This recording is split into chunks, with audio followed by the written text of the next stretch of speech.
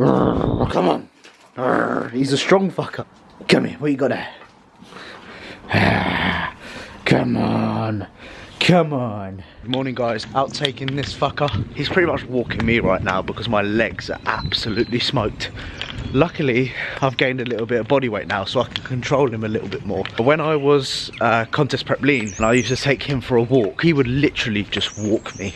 He would literally just walk me, and I just felt like a little child walking a dog. But now I've gained some body weight, I'm able to control it, which is nice. But my quads this morning, he's just pulls, and my quad just kind of, you know when you have that buckle to your legs, like it just buckles, you're like, oh shit, and people look at you like, you're right, mate, your fucking legs just buckled there quite weirdly. And I'm thinking, if only if they knew I trained legs yesterday. Yeah, starting off the day, you know, usual stuff. Get that circadian rhythm in check, man. I'm recording you because I want you to explain to the people why you don't show. Oh my god, this is like done. So, focus. Yeah, there we go. Okay, I want you to explain to the people why you never record anything fun. Do what I want don't it to record do. anything what? Fun. Fun. You just record your boring, basic. Well, we didn't really do much yesterday, did we, to record? Oh, I think it was fun. What do you mean we didn't do much? What, you didn't enjoy your day out? Yeah, I did, but we didn't do much to record, did I? You're a son of a bitch. No, I'm not putting this in any other vlog at all. Well, I want to film you. I want to interrogate you. Let's interview you. What is your favourite posing routine? No, what's your favourite pose on stage? Side chest. Your side chest. What side? Right side. Okay, what's your worst? What's your least favourite? Front double bicep. That one? Yeah. Milo! Oh. You farted? Yeah. Okay, next question. What stims are you on? Trenny, test, and D-bowl. Okay. You don't have a clue what that is. No. What does... I'm just trying to remember the questions that people ask you. What's your Starbucks order? Oh, can you smell that? Yeah. Like, yeah. Well, yeah, what's your Starbucks order? order? Nice one. My Starbucks order. It is an iced frappe with fatty hazelnut and fatty milk. Not almond, fat. Whole milk. Whole milk, whole sugar, whole everything. Yeah. You're whole. It's a skinny latte. No, still recording me. This is what he's like 24/7. 24. Yeah, just don't fucking care, mate. Don't fucking care. I do. Do something weird.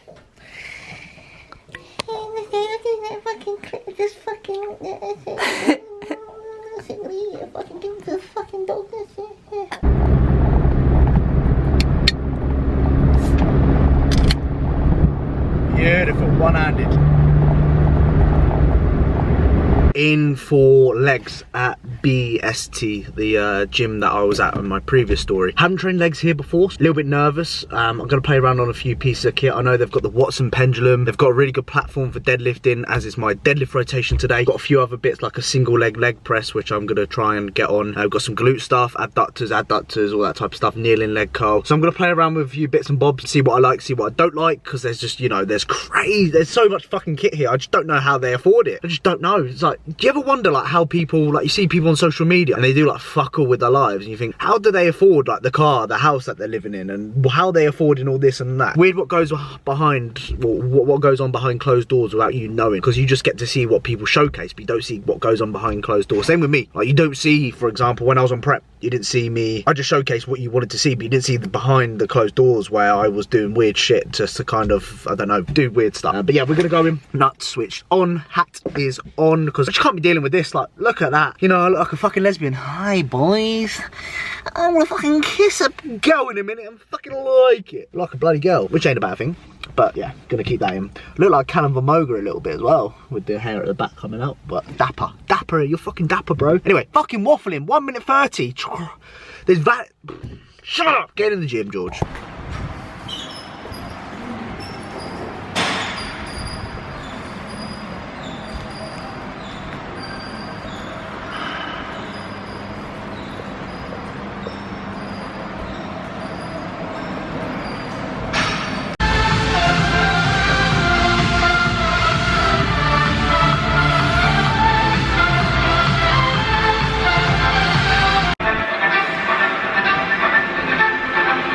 So got on the Stairmaster for 5 minutes, just to elevate the heart. No real reason to do it. I like doing the Stairmaster. I feel like if my heart rate is elevated, then I can just crack on and get into the session. We're then doing like little few warm-ups. I do like 3 sets on a leg extension, seated leg curl, adductor as well. Just 3 sets, just progressing it and getting warm. And I'll start on a leg curl variation there. So yeah, always make sure that I'm warm before I start. I don't just go into the exercise first thing. I make sure that my whole lower body's warm. I'll be on the Stairmaster, 5 minutes, the heart rate's elevated. I'm just preparing myself for what is going to be a fucking brutal session. But I'm looking forward to it either way. So make sure that you warm yourself up, because I do get people messaging saying, George, I've got this injury, I've got this, got that, but just always focus, like, just make sure that you're taking your time. So session-wise, gonna go over kind of what I did to give you a little bit of an insight and a little bit more detail. If you don't follow me on Instagram already, make sure you do. I always post my workouts, giving you a little bit of thought process, a little bit of rationale, a little bit of tips and advice on how you can program things and just what I do. And I know a lot of people have enjoyed it. So if you enjoy this style of voiceover, then of course just let the Georgie boy know. So started on the seated leg curl. Was very kind of ambitious with my first set. I did 102 kilos or 102.5 kilos for a set of 5. A little bit too heavy. I was warming up. I've never used that seated ham curl before. It was like a Life Fitness one. Yeah, I was a little bit over the top, but what I did is I made up for my back off set. So I got 87.5 for a set of 10, then 65 for a set of 15. So I really kind of made up for it in the back off sets. I don't mind kind of especially when I'm training at different gyms and stuff like that. I don't mind fucking up the loading. I just make sure that I logbook it, and I know for next time that I'm not going to make that kind of mistake. And that's the beauty of logbooking your stuff, because you can know what's working and what isn't working. I guarantee you, if I didn't train legs at that gym, you know, and went back 4 or 5 weeks ago, I probably wouldn't have remembered I did 102.5 for a set of 5, and it wasn't really that pretty. If you've seen the clip on the screen or whatever.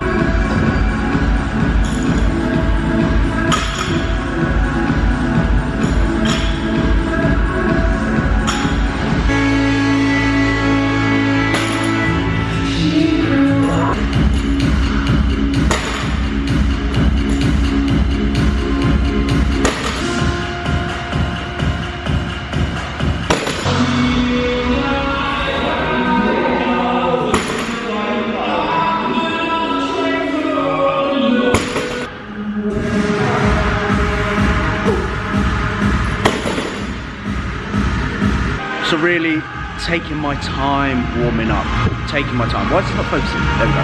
Taking my time warming up. I'll start with like 60, 80, 100, 120, 140, 150, then going into my working for 160. So with the deadlifts, the lighter the load, the more reps I do, and then obviously as I get closer to my working set, I'll do less reps. So when I did 150, 140, I did like 2 reps on 140, 1 rep on 150, then I'm gonna go into my 160. I think a lot of people waste a lot of energy on the warm-up sets. Reserve your energy for when it matters. That's why I say it doesn't matter when it comes to the warm-up sets, but when it comes to the working set, that's when it counts. That's when you need to progress. So take your time, don't rush it, and yeah, it's on today. I can feel it. Bars a little bit meh. I have to get used to like bars. I don't know why, but different bars feel different. Feel heavier, feel lighter. Plates as well, also very different. But either way, we're hitting the PB today. I'm sick of being a child. We then moved on to the deadlift side of things. AJ has programmed deadlifts into my lower body sessions. Reason being is it allows me to kind of recover from a lower back loading standpoint, because I am squatting on my other leg rotation. And if I was just lower back loading, you know, twice a week, and sometimes I'm doing like a barbell OHP, I'm using quite a lot of my lower back throughout the week. And that's when it comes down to, you know, your setup and how you can recover from it. Because a lot of people will deadlift, squat, barbell OHP within the same week and wonder why they're not progressing and wonder why their lower back is fucking sore all the time. So make sure that you program your lower back loading side of things a lot more efficient. So this week we did 160 for 5 and 140 for a set of 10, and I maintained that based upon my last rotation. However, my form was definitely a lot more better, especially on my top set. However, like yesterday I went to London, I did like over 23,000 steps. So that's my excuse for maintaining numbers this week. I was a little bit fatigued in a lower body department. It's just an excuse really. It could actually be true though. I do believe a little bit of too much output can have a detrimental effect on your performance in the gym. I don't know what the fuck, I'm trying to sound fancy, you know, that is definitely not working. Detrimental effect on your, fuck off George. Yeah, doing too much output is going to ruin the rest of your session or ruin your tomorrow's session. session, whatever it may be. Then moved on to the Watson pendulum squat. If you've ever done that movement before, it's fucking horrible. I did 60 kilos for a set of 10, then I did 50 kilos for a set of 15. I'm so used to the Atlantis one that when I go on the Watson kit, the Watson brand or people that design that kit must fucking hate people, I swear, because yeah, it's so hard. But buried myself on that, which was good. Then moved on to a single leg press. Got 7 plates for a set of 15. Then I got 8 plates for a set of 9 reps, which was really good. I don't know why, but I'm a really good leg presser. I do like the unilateral leg press or the single leg press. I think that works really, really well if you want to balance the physique. A lot of people, especially myself, who used to play football when I was younger, one side is much stronger than the other side. And I have more muscle on one side compared to the other, which is obviously, I can see that. I can visually see that in the mirror when I look at my quad. So doing the unilateral movement is going to create a very aesthetic and balanced physique. So something I think everyone should be incorporating. Then I moved on to the kneeling leg curl. I would recommend not programming it where I programmed it, which was the 5th exercise in.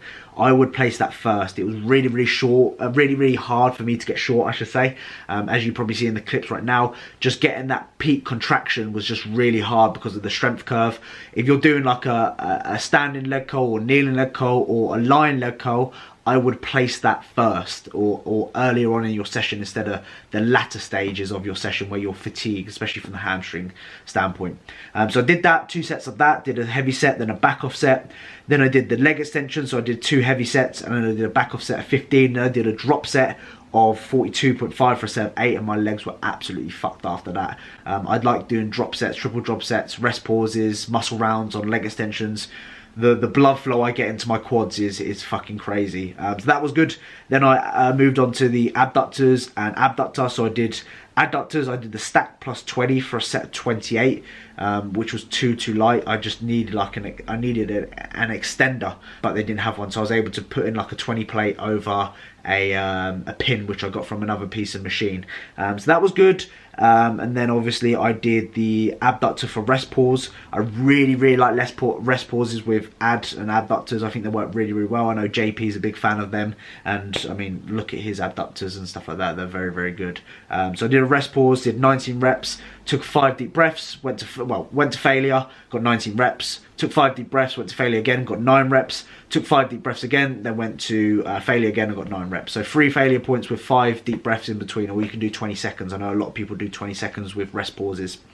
Then I moved on to the toe press on like the pin loaded leg press. I really like toe presses. I think I don't know why, just the feeling in my calf is so unique. Like when I do it on a leg press, it just works really well for me. I connect with it really well. I think calves are down to genetics. Like Nathan, he's genetically not blessed with his calves. I know that I've been watching this video, unfortunately, but he's got great quads. With calves, I like to spend a lot of the time in dorsiflexion. I mentioned this before. So again, pause at the bottom, as you can probably see what I was doing there, focusing on that stretch, and then a powerful concentric, getting the full contraction and control the eccentric. And then I did some leg raises. I think leg raises are probably the best exercise in terms of developing your abs. I'm not very good at them at the moment, so hence why I'm just doing body weight. But eventually I'll hopefully be able to add some like dumbbells or a kettlebell or plate or something like that, so I can do weighted leg raises. I think they're really good. And as well, obviously I was deadlifting. So again, I'm more efficient at doing leg raises because, you know, my hips are being engaged from doing deadlifts and all that type of stuff. So I would recommend, if you are deadlifting, incorporate, or are lower back loading, I should say, incorporate some leg raises at the end, and you won't see any kind of, you know, when you do leg, I don't know if anyone's ever done leg raises and their hips are fucking tight from doing it. So that was a session, really good. I would say that was a 9 out of 10 session. Could have been a little bit more better, especially with the deadlifts. If I improved my deadlifts, it would have been a 12 out of 10. But unfortunately I maintained it, so it was just a 9 out of 10 for me. But yeah, that's the session. I hope that you've kind of maybe learned something. You probably haven't. Probably don't give a fuck, and you're probably thinking, what is on your face, George? But I don't care. But yeah, I hope that you enjoyed that. I'll see you in a bit. Bye. Good morning, guys. Obviously wearing my burglar hat because I'm about to burgle your house on this fine, cold, wintry morning. It's not even winter, is it? I don't even know when winter is. Is it autumn or spring? No idea. I know that summertime is just in June, July, August, and a little bit of September. Wow, yeah, I need to learn that, really, don't I?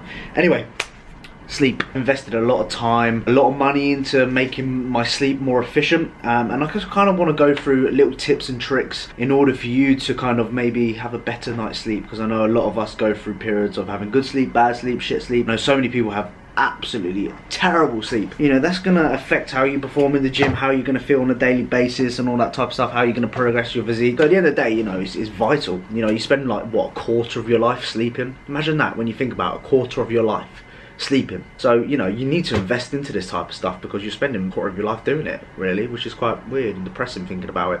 Anyway, fucking hell. Anyway, in terms of sleep, you know, routine always becomes the #1 thing before any supplements, blue light blockers, bloody tactics. Routine is key. So I'll be going to bed at the same time, I'll be waking up at the same time. That's what you need to establish to begin with.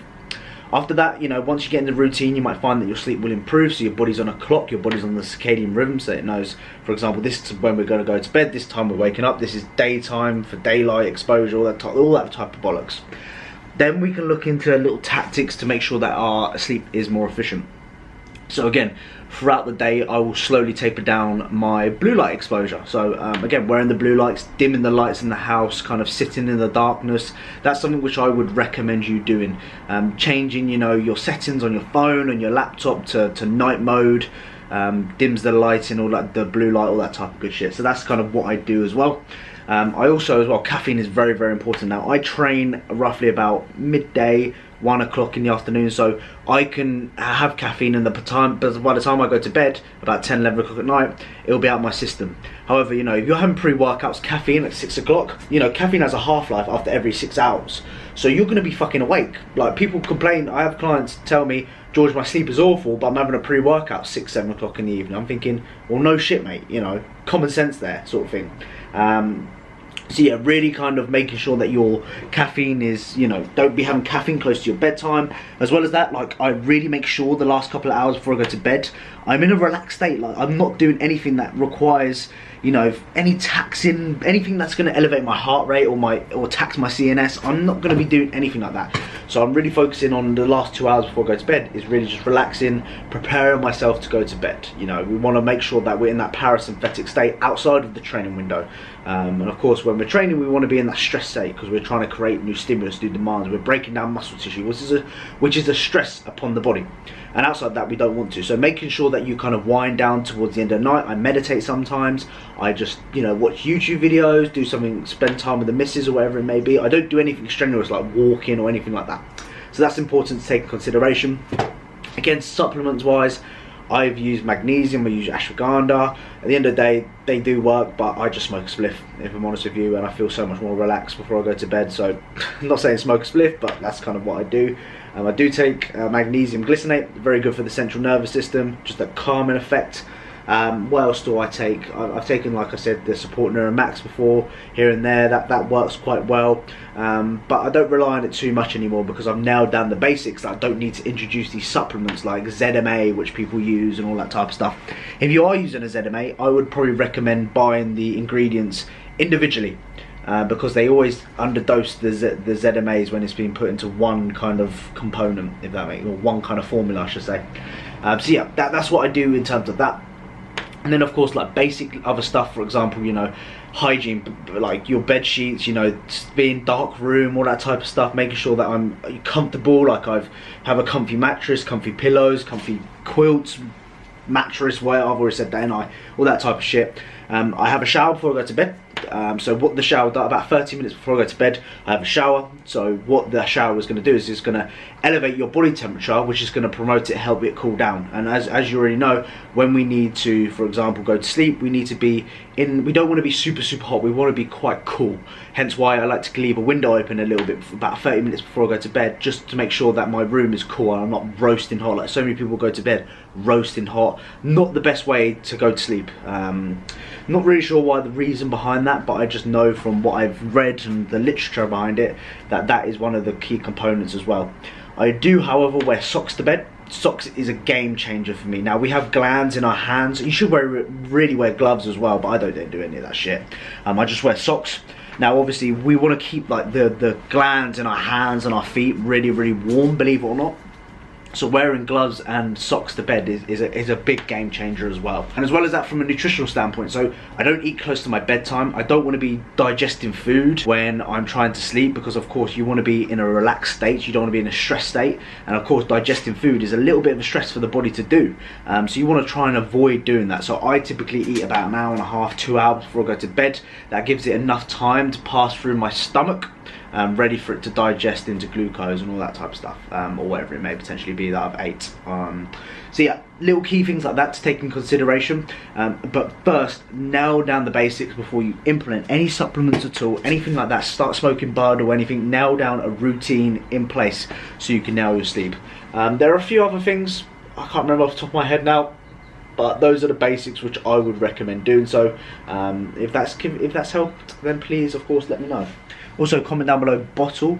This has got loads and loads of fag butts in it, which is great. Comment down below bottle if you watch the whole thing.